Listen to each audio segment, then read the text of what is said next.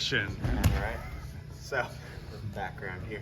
All right, so we're gonna be going over the guillotine defense from the bottom this time. It was more of a guarded guillotine defense prior. You definitely gotta have that down as well, because this is gonna essentially mix into that.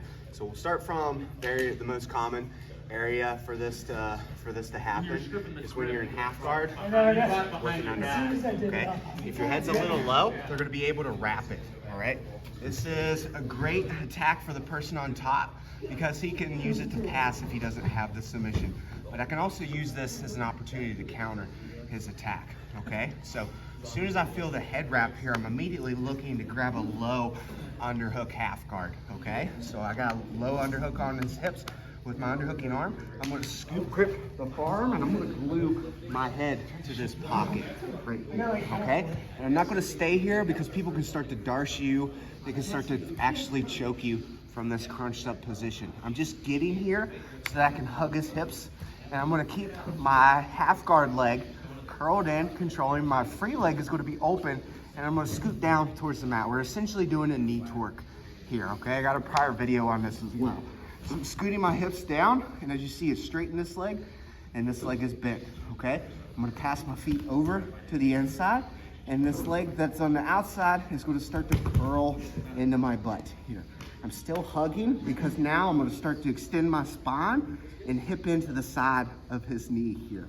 And as you see, for him to officially choke me, his hips have to face the same direction as his shoulders. And as soon as I start this knee torque, it makes his hips go this way as his shoulders are trying to face me, okay?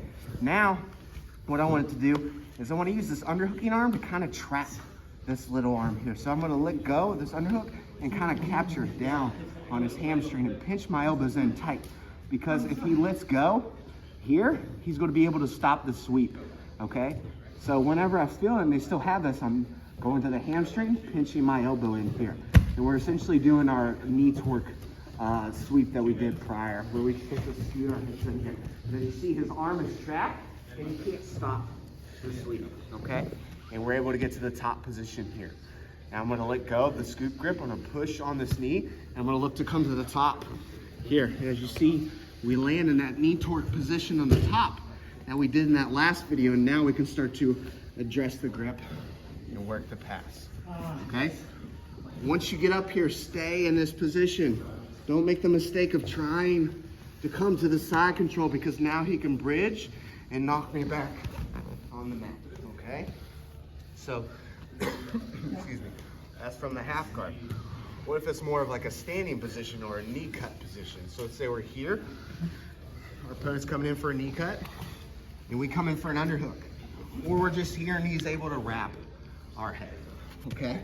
Usually in this position, you don't have to just yet. They're going to roll, or we can force them into the roll, okay? The benefit of Joel rolling to the inverted north-south is he frees this leg, and then he comes to the top, and now he has the pass and also the guillotine attack, okay?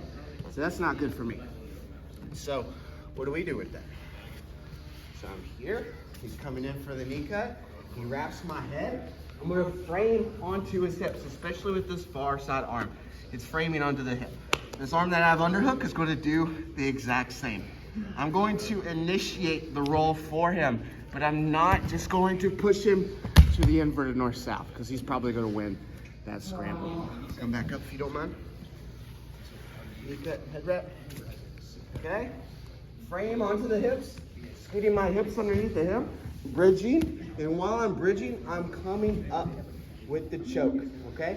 So whatever side that your arm end is the side that you're coming up, okay? And as you see, we land in that weak side of the choke.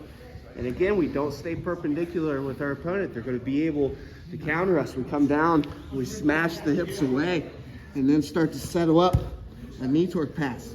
Where their legs are is gonna make us a little bit more dynamic, but you essentially need your hips dropping down on that top leg, and you pummel through. You can use your outside leg to get to that knee torque grip. And then from here, now we're safe to start addressing the grip and popping that there, okay? Sometimes during that roll, it's going to get more dynamic, because remember, they're in a great attacking position, even in that inverted north-south. So we're here, they wrap the head. We go in north-south. I'm starting to come up, but he comes up as well. When we land in more of a front head position, okay? And from here is where we start to do our prior defense. He sits in for the guillotine. I roll into the choke, out to the other side. Work the same defense that we did prior.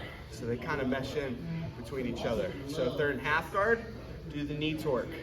If they're more of a standing position, even in open guard, bridge them to that inverted north-south, but don't just let them land there. Use the momentum to come up to the weak side of that choke.